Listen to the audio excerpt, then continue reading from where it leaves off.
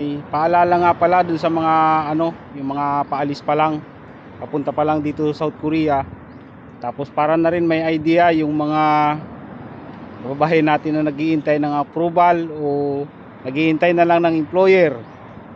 Paalala, pag nandito na kayo sa South Korea, wag na wag ninyong ipapahiram kung kani-kanino yung alien card ninyo.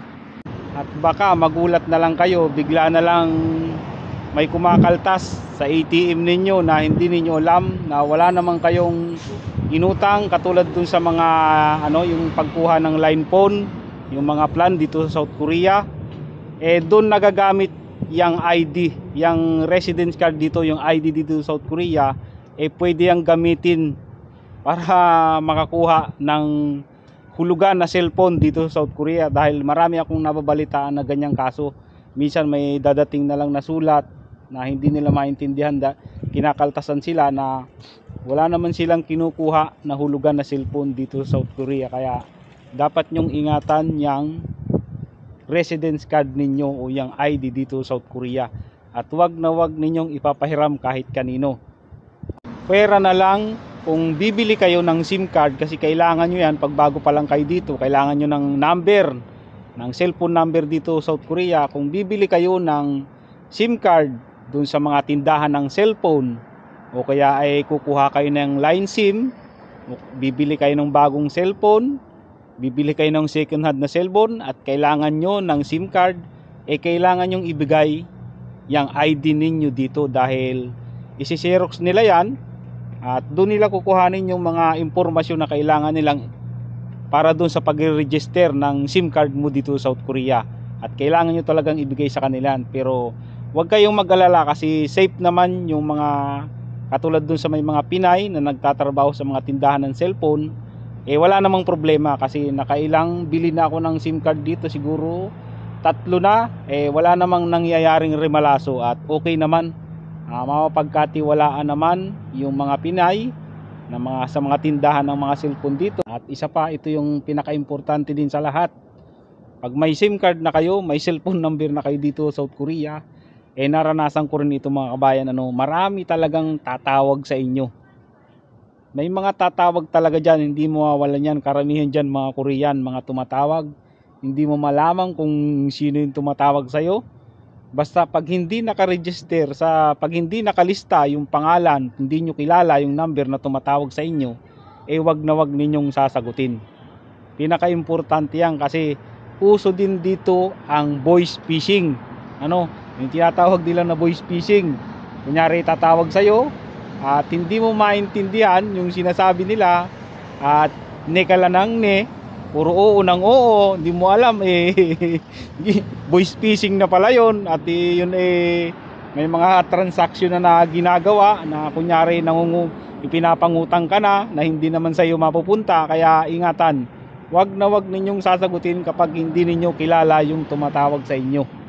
Yung pangalawang punta ko dito sa South Korea, nung second entry ko, merong isang EPS worker na totoo ito mga kabayan, ikukwento ko na lang din sa inyo. May isang EPS worker na kasabay naming palipad dito, ay sincere worker din.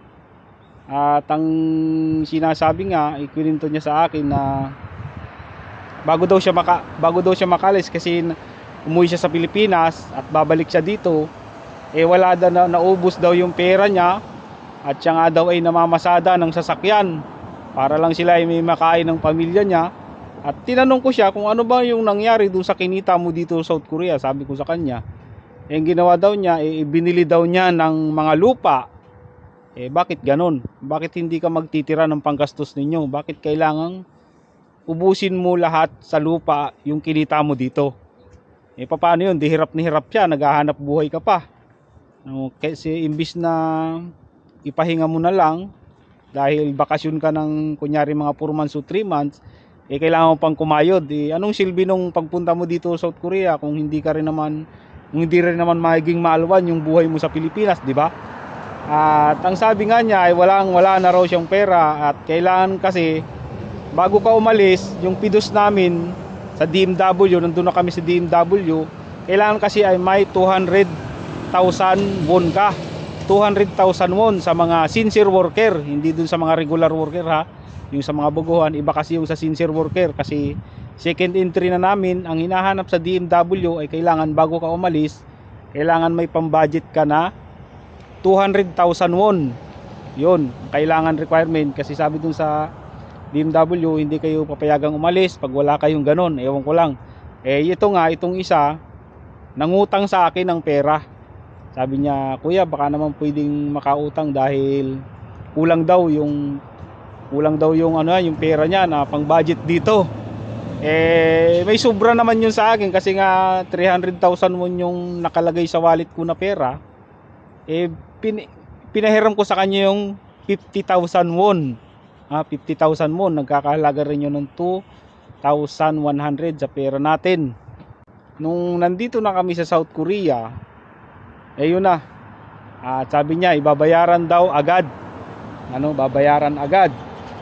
Yun, nakalipas na yung mga tapos message sa akin. Sabi niya, kuya, pinapapunta ako doon sa pabrika nila kasi siya ay nagtatrabaho sa katayan ng baboy, taga-chap-chap ng baboy. Sabi nga niya sa akin, uti-uti daw sila at malaki nga ang sinisweldo. Pero bakit pag uwi hindi man lang nagtira ng pera na pang-budget nila. At ito nga nandito na kami sa South Korea hanggang ngayon. Ang sinasabi niya kailangan ko raw pumunta dun sa kanila, dun sa Incheon kasi siya sa Incheon. Kailangan ko daw pumunta doon kasi baboy na lang daw yung ibibigay niya sa akin bilang kabayaran dun sa 50,000 won na inutang niya sa akin. Tapos noon, iniintay ko hanggang sa tumamlay na, hindi na nagme-message sa akin. Tapos nung siguro mga 5 months na kami dito, kasi naka-isang taon mahigit na ako dito ngayon sinend ko sa kanya yung yung account number ko. Sabi ko, pre, total naman 5 months na tayo dito sa South Korea, sigurado naman may pambayad ka na sa akin. Sabi kong ganun. Sinend ko sa kanya yung account number ko. Yun, wala na. Hindi na nag-reply sa akin.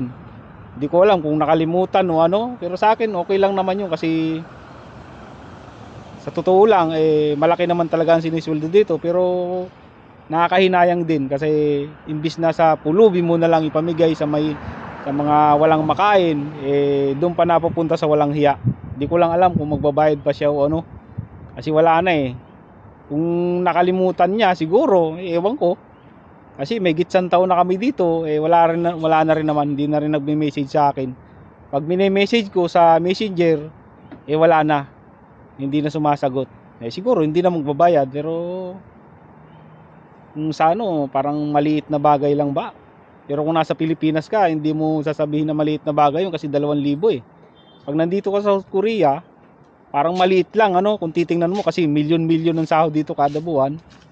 Kaya yun, nawala na. Kaya mag-iingat, lalong-lalo yung mga pupunta pa lang dito. Kaya binibigyan ko na kayo ng babala na hindi naman pwedeng umutang at magpautang, kasi yung isang tao sumusweldo naman yan, hindi naman niya kailangan mangutang. Pero na lang kung waldas talaga at talagang kumbagay ugali na mangutang ng mangutang tapos hindi nagbabayad, yun ang problema. Kaya yung mga kababayan natin na pupunta pa lang dito sa South Korea, iwasan yung magpautang sa hindi nyo naman talaga kilala.